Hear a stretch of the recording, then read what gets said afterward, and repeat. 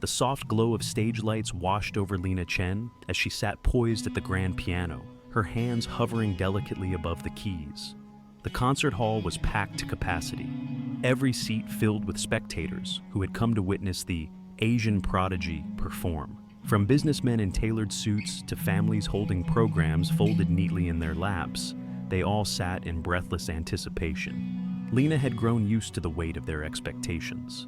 At only 18, she had performed in competitions and prestigious venues around the world. Critics marveled at her skill, praising her flawless precision and unparalleled talent. To them, she was perfect, a prodigy with a destiny carved in gold. But as Lina closed her eyes to begin her piece, all she felt was the crushing silence pressing in on her, suffocating and endless. Her fingers danced across the keys, the familiar music flowing out with mechanical grace. Debussy's Clair de Lune, a piece she could play in her sleep. To the audience, her performance was breathtaking, yet as she played, Lina felt nothing. The music that once stirred her soul had become lifeless. As the final notes faded, the audience erupted in applause. Lina stood, bowed, and smiled, just as she always did. From the outside, she was perfect. But as she left the stage, her smile disappeared, her expression crumpling into exhaustion the moment the curtain fell. Her heart pounded in her chest, her palms clammy, despite the cool air backstage. She reached into her bag with trembling hands, fingers brushing against a small orange bottle. Lina exhaled shakily, unscrewing the cap and popping a pill into her mouth. The familiar numbness followed soon after, smoothing out the jagged edges of her anxiety. The pills had started months ago, prescribed for performance anxiety after she admitted to her doctor that the pressure was becoming too much. At first, they'd been a lifeline, steadying her hands and silencing the voices in her head. But now, she couldn't imagine stepping onto the stage without them. "Lina, you were perfect." The voice of her father broke through her thoughts as he approached, his face lit with pride. Mr. Chen was a tall man with sharp features and an air of authority that followed him into every room. He clapped her on the shoulder, his touch firm and deliberate. "I told you, all that extra practice would pay off. Did you hear them?" The whole room was in awe. Lina forced a smile, her mouth dry. "Thanks, Dad." Her mother appeared beside him, softer but no less intense. "We're so proud of you, sweetheart," she said gently, though her eyes darted toward the stage crew packing up equipment. "But next time, be careful. There were a couple of notes that could have been cleaner." "I'll fix it," Lina replied quickly, her stomach twisting. Her father nodded. "Good, you're representing us, Lina. Don't forget that." The words stung, even though she'd heard them 1,000 times before. "You're representing us." Lina had always understood the unspoken message. Her success wasn't just her own. It belonged to her parents, to her teachers, to every expectation that had been placed on her shoulders. There was no room for mistakes, no room for failure.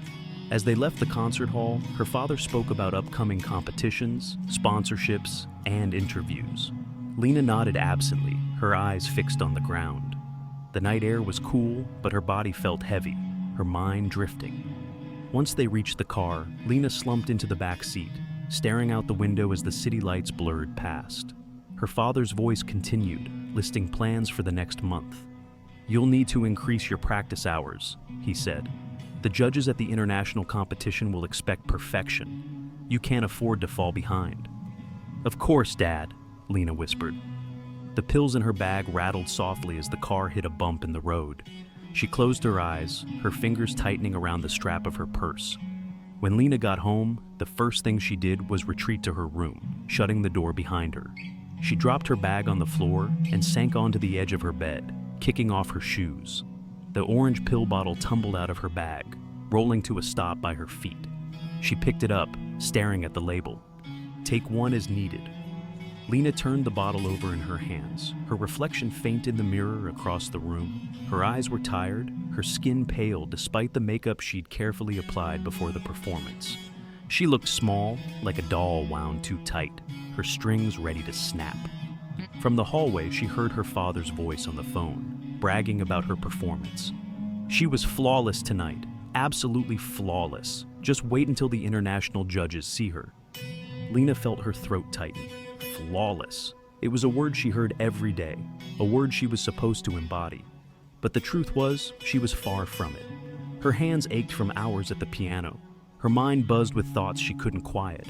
And beneath it all, the pills were becoming harder to resist. The numbness they offered a refuge she wasn't sure she could live without. She set the bottle on her nightstand and lay back on her bed, staring at the ceiling. Somewhere in the dark corners of her mind, a voice whispered that this wasn't sustainable, that one day the mask would crack and everyone would see her for what she really was, tired, hollow, and afraid. But for now, Lina pushed the thought away. Tomorrow was another day, another performance, another chance to prove she was everything they expected her to be. They called her the Asian Prodigy. But behind the flawless performances and the polite smiles was a young woman carrying the weight of a world that never let her be anything less than perfect. And it was starting to break her. The morning after the performance, Lina was up before the sun. Her alarm pierced through the fog of restless sleep, dragging her out of the strange dreams that had become routine. Dreams of endless pianos and judges shaking their heads in disappointment. She sat on the edge of her bed, rubbing her temples before reaching for the familiar orange pill bottle on her nightstand. Take one as needed, she popped a pill, letting the weight settle into her chest as the numbness began to creep in. It was better this way. The pills made the anxiety quiet, the pressure less sharp. It was like wearing armor, thin, fragile armor, but enough to get her through the day. Hours later, Lina sat at the piano in her family's cramped music room, her back straight and her hands hovering above the keys. The room was familiar, yet suffocating, a shrine to her achievements. Plaques and trophies lined the shelves, and framed photographs of Lina at competitions filled every inch of the walls. In each photo, she wore the same polite smile, her posture perfect, her face unreadable. Start from the beginning, her father's voice came from behind her. He sat on a chair by the door, watching her with sharp, assessing eyes. Your tempo was inconsistent last night. Lina nodded, swallowing the knot in her throat, and began to play. The notes of Chopin's Ballade No. 1 filled the room, every measure executed with precision. Her father watched silently, arms crossed over his chest, his face unreadable. The music that once made Lina feel alive had turned into a mechanical act. Repetition, repetition, repetition, until it felt more like survival than art. You're slowing down again, her father said sharply, snapping her out of her focus. I know, Lina said, her voice quiet. She started again. This was their routine, hours of practice, endless critique. Mistakes weren't just errors, they were failures. And failure in the Chen household wasn't an option. By afternoon, Lina had played the same passage so many times her hands were raw and trembling. When her father finally left the room, muttering about dinner, she slumped forward, resting her forehead on the keys. Her breathing was shallow, her vision blurred. In the silence, a small voice in her head whispered, I can't keep doing this.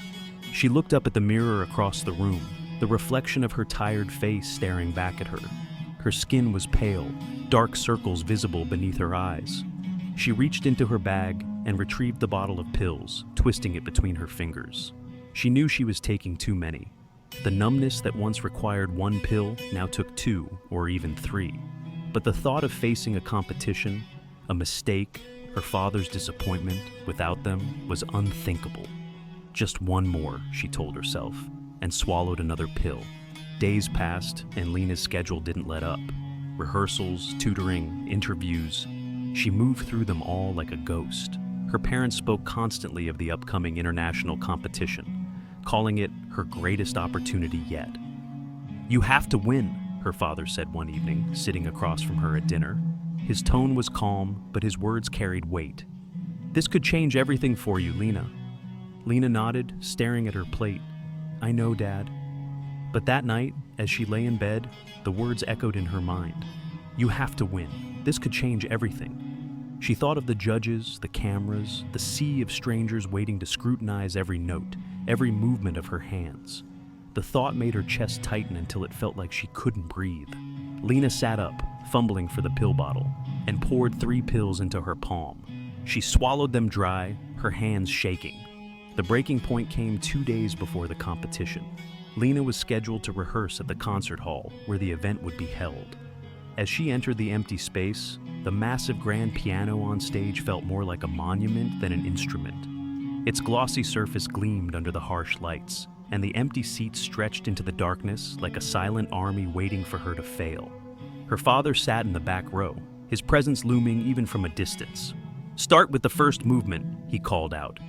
Lina's hands trembled as she settled onto the bench, the familiar ache in her fingers throbbing like a warning. She tried to focus, tried to block out the pressure, but as she began to play, the notes came out wrong, dissonant. "Stop!" her father barked, rising to his feet. "What are you doing?" I just need a second," Lina stammered, her breathing shallow. "You don't get a second," he snapped. "You think those judges are going to care about your excuses? Play it again, now." Lina's vision blurred as tears burned in her eyes. She started again, but the notes continued to falter. The music was slipping away from her, and she couldn't grab hold of it. Her father's footsteps echoed as he approached the stage, his face a storm cloud of disappointment. "Enough," he said coldly. "You're not taking this seriously." "I am," Lina choked out, her voice trembling. "Then prove it." The words hit her like a slap, and something inside her broke. "I can't!" she screamed suddenly, her voice reverberating through the empty hall. The silence that followed was deafening. Her father froze, stunned. "What did you say?" "I can't do this anymore," Lina said, her voice cracking. Tears streamed down her face, and she clutched her head in her hands. "I can't. I'm so tired. I'm not perfect, okay? I can't be perfect." Her father's expression wavered for a split second before hardening. "You're throwing everything away," he said softly, his voice laced with anger. "Everything we've worked for." Lina looked up at him, her face pale and tear-streaked. "You don't care about me," she whispered. "You just care about winning." The truth hung in the air between them, raw and unspoken for far too long. Without another word, Lina stumbled off the stage, her vision spinning. Her father's voice followed her, shouting something she couldn't hear. She pushed open the heavy stage doors and ran into the empty hallway, her breaths ragged and broken. The pill bottle was still in her bag, rattling with every step she took. Lina stopped near a vending machine, sinking to the ground as her body shook with sobs. Her hands reached into her bag, trembling as she pulled out the bottle. She stared at it, tears blurring her vision. Her reflection in the glass of the vending machine stared back at her, small, lost, and afraid. A faint, familiar voice echoed in her mind. "You don't have to be perfect to matter." It was Maya's voice, her friend who had seen her for who she was, not what she could do. Lina looked down at the pills in her hand, the weight of the moment pressing on her like a vice. She took a deep, shaky breath, her tears falling silently onto the cold tile floor. Something had to change. For the first time in years, she realized she couldn't keep living like this. Lina sat on the cold floor of the concert hall hallway, staring at the small bottle of pills in her hand. The tears had stopped, but the silence was deafening. Her reflection in the vending machine, tired, tear-streaked, and hollow, stared back at her. And for the first time, she didn't look away. She let the moment wash over her, every truth she'd been running from, catching up to her all at once. "You don't have to be perfect to matter." Maya's voice echoed in her mind, gentle but firm, cutting through the noise of her father's disappointment and the years of pressure. Lina had believed for so long that her worth was tied to flawless performances, to trophies and applause, that without perfection, she would be nothing. But here she was, broken, exhausted, and still here. And wasn't that enough? With trembling hands, she placed the pill bottle back into her bag. She didn't throw it away, not yet, but the act of putting it down felt like the first step, like she was choosing to fight instead of surrender. She sat there for what felt like hours, the hallway empty and quiet, until she finally gathered the strength to stand. The days that followed were messy. Lina skipped the international competition. Her father didn't speak to her for weeks, his silence cold and sharp. Her mother tiptoed around her, unable to understand, but unwilling to press further. It hurt, but it was nothing compared to the years of hurting herself just to make them proud. Instead of practicing scales and sonatas for hours on end, Lina sat at the piano and played whatever came to her heart. Some days, it was messy and imperfect, filled with mistakes she once would have punished herself for. Other days, her fingers found melodies she didn't recognize, soft, raw, and real. For the first time, the music was hers. Her friend Maya was there for her every step of the way. She sat beside Lina during long, quiet afternoons, when the weight of it all felt unbearable. "You don't have to figure everything out today," Maya said. "One step at a time, okay?" Lina also began attending therapy, something she'd always brushed off before. The first sessions were hard, painful even, but for once she spoke her truth out loud. The fear, the pressure, the exhaustion. She spoke of her parents' expectations, the pills she used to keep herself numb, and the girl she no longer wanted to be. Months later, Lina returned to the stage, but this time it wasn't for a competition or a trophy. It was a small recital organized by Maya's community center, filled with friends, strangers, and families who had no expectations of her. Lina's heart pounded as she sat at the piano, but the nerves felt different. They were real, alive, not something to be silenced with pills or perfection. She began to play, her fingers dancing softly over the keys. It wasn't flawless, but it was her. The notes carried every emotion she had buried for years, her pain, her struggle, and her hope. When the final note hung in the air, the room was silent for a moment before breaking into gentle applause. For the first time, Lina smiled, a real, genuine smile, because she knew the truth. She was enough, just as she was.